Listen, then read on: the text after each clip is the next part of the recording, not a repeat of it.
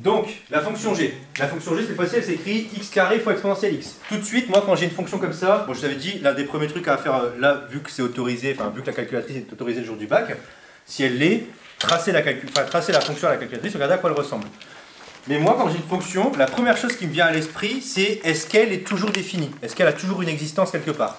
Bah là, x au carré, oui.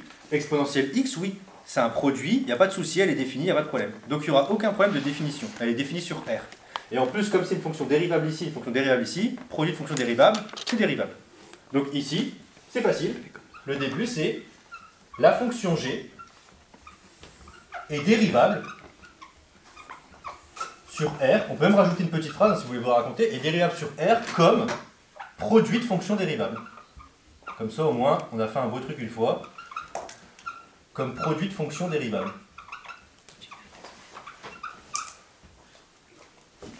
De plus, G est de la forme. Il est de quelle forme G? U sur V? U fois V? Exactement, et de la forme U fois V.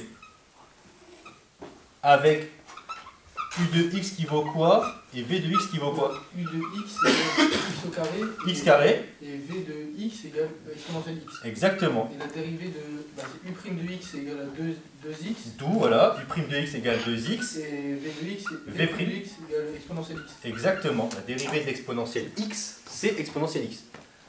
Faut être content, ça c'est vraiment facile à dériver. Et bien là c'est fini. Vous écrivez, donc, pour tout x appartenant à grand R, et ben c'est quoi f' de x? C'est quoi la formule de f' de x? C'est U' fois V' plus. Non. C'est moins. Non plus. C'est quoi la dérivée de u fois v? Faut les connaître. Hein. Ouais. Non, après je lis. Vas-y, bah toi du coup. U' fois V plus U fois V'. C'est ça, c'est u'v plus uv'. Vous avez vu, je fais comme tout à l'heure, j'écris ma formule que j'ai appris par cœur, u'v plus uv', et après je mets des parenthèses. Ça filme là. Avec les x. Et ça, monsieur, on peut pas essayer de le comprendre pour ne pas l'apprendre par cœur. De quoi? Et ça, on peut pas essayer de le comprendre pour... Ça se démontre, hein. On peut le démontrer, je peux vous faire la démonstration, mais franchement, il vaut mieux l'apprendre par cœur. Mais je peux vous faire la démonstration, ça se démontre. Mais c'est un peu long. C'est un peu long à démontrer. Est-ce que ça fait un petit point en plus ou pas? Là, ça sert à rien à démontrer. Hein. Très franchement, oui. Pourquoi on met des x après Ah non, tu peux les mettre tout de suite. C'est juste qu'en général, la formule, vous la prenez en disant u'v plus uv'. Pas toujours sur une fonction, la dérivée. Oui, mais c'est juste qu'en général, quand vous apprenez les u fois v, vous dites u'v plus uv', vous ne mettez pas les deux x dans votre tête. Si vous commencez à apprendre la formule avec les x, ça va donner ça. Hein. U de x fois v' de x plus u de x fois v' de x. Et là, c'est trop compliqué à retenir, c'est plus mémotechnique. Donc, il vaut mieux l'apprendre mémotechniquement en disant bah, u'v plus uv', et après, vous rajoutez dans votre rédaction les x. Et là, maintenant, vous remplacez. U', c'est quoi? C'est 2x, exponentielle x et v de x, plus... C'est quoi U de x? C'est x carré. X carré, ouais, décidément. X carré. Et bah, V' c'est aussi exponentielle x. Et alors moi je sais que quand je dois calculer une dérivée, la première chose qu'il faut faire quand vous avez une dérivée, c'est de mettre un maximum en facteur votre dérivée. Parce que quand vous avez des facteurs, vous allez pouvoir étudier le signe de chaque morceau.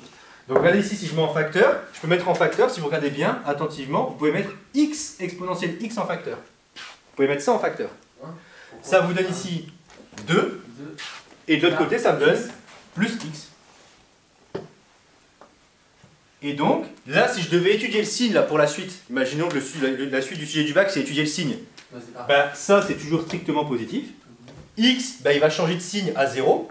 Quand x est négatif, c'est négatif. Quand x est positif, c'est positif. Donc lui, il va changer de signe à 0. Par contre, lui, il va changer de signe à moins 2.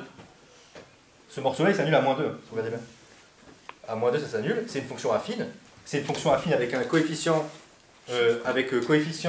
directeur positif. Donc ça veut dire que c'est une fonction affine croissante.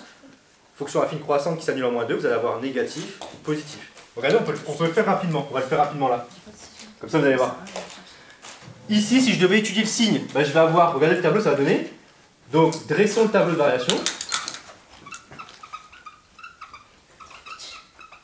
Donc, si je dois dresser le tableau de variation, qu'est-ce que j'obtiens? J'obtiens un truc tout simple. J'obtiens que x, je vais même le détailler entièrement, comme ça vous l'aurez sous les yeux au moins une fois. entièrement détaillé. Hop, et là je vais mettre f' de x. Et là je vais vous mettre la fonction f, c'est variation. Donc regardez ce que ça donne en termes de tableau de variation. On avait dit qu'il y avait deux endroits où ça s'annulait. Ça s'annulait en 0 ici, et là ça s'annule en -2. Donc vous allez avoir ici moins l'infini, plus l'infini, -2, 0. Lequel s'annule en 0? C'est lui, hein. C'est x qui s'annule en 0. Donc ici vous mettez un 0, et c'est négatif avant, positif après. Alors regardez ce que je vais faire ici, même si lui ne s'annule pas en -2, je vais quand même mettre des pointillés comme ça. Pourquoi? Pour justement après, quand je vais faire le produit, je vais avoir tous les signes en face. Donc ici, j'en mets 2, même si ça sert à rien d'en mettre 2, mais c'est pour après avoir tous les signes en face, quand je vais faire moins par moins et tout. L'exponentielle x, ça s'annule nulle part. Et c'est toujours positif.